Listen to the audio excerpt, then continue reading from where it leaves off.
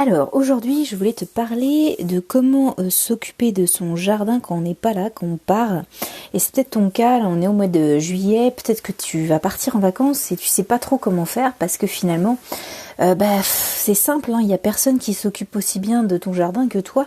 Et là t'as deux options, soit tu arrives à trouver quelqu'un pour venir s'occuper de ton jardin, mais malheureusement il y aura des loupés parce que même si tu briefes bien la personne, elle n'aura jamais autant de soins et elle connaîtra jamais autant ton jardin que toi. Et le pire des cas, effectivement, comme moi j'ai eu, si t'as personne qui s'occupe de ton jardin, eh bien voilà, il va rester peut-être 15 jours, voire 3 semaines sans entretien, sans rien du tout. Et là tu paniques un peu parce que c'est un peu frustrant parce que globalement, on est au mois de juillet, tu as peut-être commencé à récolter tes premières tomates, tes premiers concombres, peut-être même t'as vu des petits melons qui venaient, peut-être même des courgettes. Peut-être que tu es en pleine période de récolte et tu te dis, j'ai fait des efforts, maintenant je vais partir. Et concrètement, je vais perdre mes légumes, je vais perdre tout l'effort que j'ai fait. Et c'est un peu dommage. Donc je voulais te donner quand même quelques astuces pour déjà atténuer le fait de partir. Et puis te donner des astuces peut-être pour justement pallier ça et essayer de voir si on peut trouver des solutions ensemble pour améliorer ce cas de figure, parce que finalement tu pars au moment où tout se passe quoi. Donc concrètement, le premier conseil que je peux te donner, c'est déjà on va prendre l'exemple du fait que ce qui m'est arrivé, moi aussi, c'est personne peut venir. Donc là tu pars 15 jours, là on va dire que tu pars lundi donc demain. Tu as personne pour venir s'occuper de ton jardin. Donc tu as quand même des possibilités quand même pour atténuer les choses. Donc les deux grosses problématiques du jardin, c'est la récolte et l'arrosage. Généralement c'est ça les grosses problématiques. Le reste, la plantation, nourrir ton jardin, tout ça, on va trouver ça pourra attendre ton retour. Mais là concrètement on est en pleine période d'été et la récolte va arriver ou est peut-être déjà en cours. Et là tu te dis mince quoi, qu'est-ce qui va se passer ? Donc les problématiques que tu as, c'est notamment les légumes qui vont produire beaucoup et il va falloir qu'il y ait quelqu'un pour venir récolter. Et là le problème c'est qu'on n'a personne. Donc ce que tu peux faire juste avant de partir, on va dire le matin avant de partir ou le soir si tu pars dans la nuit, c'est de repérer les légumes qui vont poser problème. Notamment tu as les courgettes, parce que quand une courgette est trop grosse, elle n'est pas bonne. En plus, ça va puiser sur ton pied.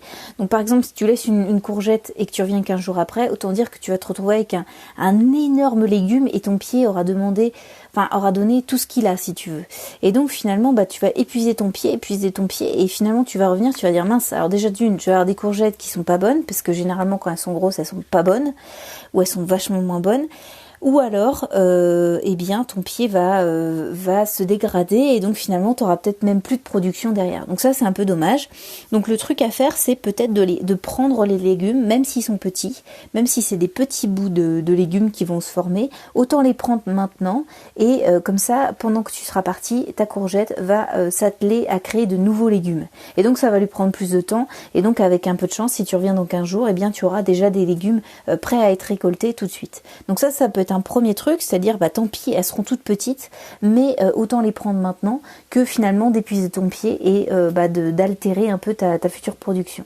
Donc ça c'est le premier conseil que je peux donner pour les courgettes qui sont vraiment problématiques quand t'as personne pour venir les récupérer. Ensuite le deuxième c'est les tomates. Alors les tomates, le problème c'est que le conseil que je peux te donner c'est si elles commencent à être oranges, récolte-les, tant pis, elles sont pas prêtes à être mûres ou elles commencent à devenir un peu jaunes. Prends-les parce que elles auront le temps de mûrir avec toi. C'est-à-dire emmène-les, tu feras un pique-nique sur la route, je ne sais pas, mais elles vont mûrir avec toi. Donc si tu vois déjà dès le matin ou dès la veille de ton départ des tomates qui commencent à devenir prêtes à être récoltées, mais qui sont loin d'être prêtes à récolter, mais qui vont commencer d'ici une semaine à être prêtes à récolter, prends-les maintenant. Elles vont mûrir avec toi. Il y a des moyens de les faire mûrir un peu plus après, mais elles sont peut-être moins bonnes. C'est sûr que si tu les prends direct de l'arbre au moment opportun, mais là le but c'est vraiment de ne pas perdre tes légumes. Donc vraiment ça peut être un bon conseil, c'est de prendre de prendre en gros les légumes qui sont tout juste prêts à être pris quoi.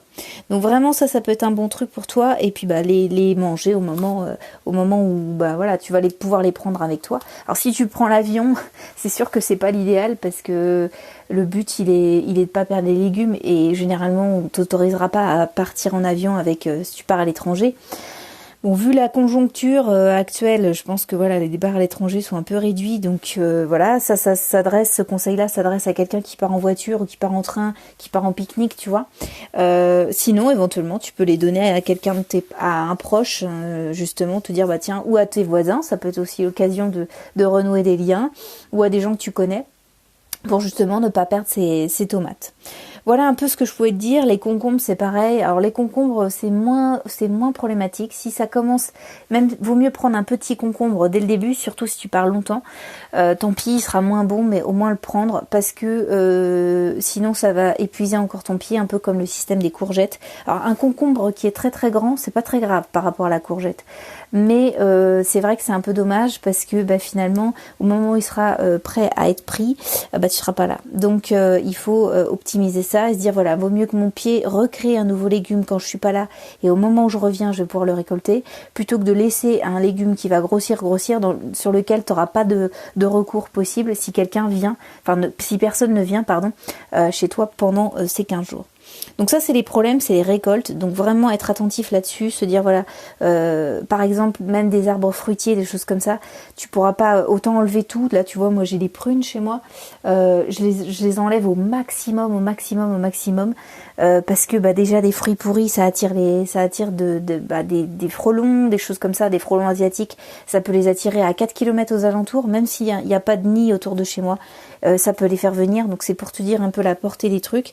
Donc vraiment, si tu as des arbres fruitiers, essaye d'enlever au maximum les fruits qui sont mûrs, déjà enlève-les tous, et les fruits qui sont prêts à être mûrs dans les 5 prochains jours, enlève-les quand même, parce que notamment les prunes c'est pas trop grave finalement si elles vont mûrir très vite, donc tu peux les prendre vertes, ou un petit peu orange, et les donner à ton entourage aussi. Ça va mûrir, et si c'est des personnes qui font des confitures, ça fera l'idéal, ça sera parfait pour eux. Enfin, c'est un exemple, mais si t'as d'autres arbres fruitiers, voilà, ça peut être un conseil. Ne laisse pas les choses pourrir, ça se prépare, un voyage, ça se prépare, et la préparation de ton jardin doit être optimale pour que tu puisses partir serein ou sereine et te dire voilà, c'est bon, je pars, je vais revenir, j'aurai pas un boulot de titan pour travailler. Le deuxième truc, c'est qu'il faut que ton jardin soit à peu près propre, c'est-à-dire si t'es envahi de mauvaises herbes, ça va pas le faire, ça veut dire que 15 jours après, tu auras encore plus de travail. Donc le but, c'est aussi de pailler au maximum, surtout s'il y a des grosses chaleurs, des choses comme ça.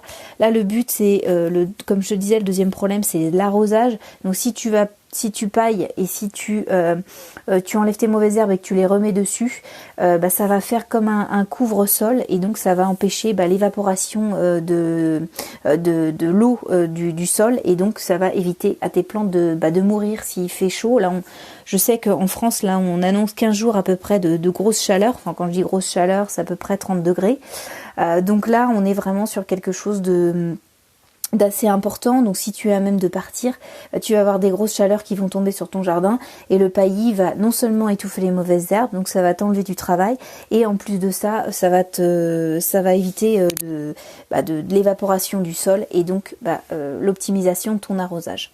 Donc un arrosage optimal avant ton départ. Il y a des solutions, si tu as un très très très grand jardin, tu as certainement un système d'arrosage optimal il y a des minuteurs, ça existe les minuteurs, donc tu peux rattacher à une cuve d'eau par exemple. Alors le mieux c'est pas de le rattacher à l'eau du secteur en fait, parce que si tu as un pépin et que personne vient, et que ton tuyau d'arrosage a une fuite, tu vas te retrouver avec une facture d'eau colossale, et donc il vaut mieux avoir quelqu'un qui va pouvoir venir voir s'il n'y a pas de pépins. Donc le but, ça serait de rattacher ton système à une cuve. Une fois que la cuve est vide, c'est fini. Mais au moins, t'as pas de mauvaise surprise, ça peut être intéressant. Et donc ça enverrait l'eau dans tes plantations à des moments optimaux, comme si toi tu étais là, tu étais présent et tu arrosais. Bon, moi, tu sais, si tu me suis, tu sais que l'arrosage, je le fais vraiment de manière limitée. Donc j'ai pas un grand jardin, mais j'ai pas beaucoup d'eau à stocker, et donc il faut que j'optimise l'eau. Et toi, c'est peut-être ton cas aussi, tu dois optimiser ton eau. Et donc j'utilise un système qui s'appelle des Zoya, c'est des pots en terre cuite que tu mets dans le sol, et je trouve que c'est génial parce que moi j'ai à peu près 2 grosses Zoya dans ma serre. Enfin la serre ça accable énormément les plantes, hein, parce qu'on est là hier j'ai regardé, on était à peu près à 40 degrés, 42 degrés dans la serre. Donc c'est pour te dire que voilà, si j'étais pas là pour remplir ces Zoya là, tout va crever. Le truc c'est que mes Zoya elles ont une réserve d'eau qui est à peu près l'équivalent de 15 jours. C'est 10 litres et si elles sont remplies à ras-bord, ça veut dire que je peux partir sereinement en vacances pendant 15 jours.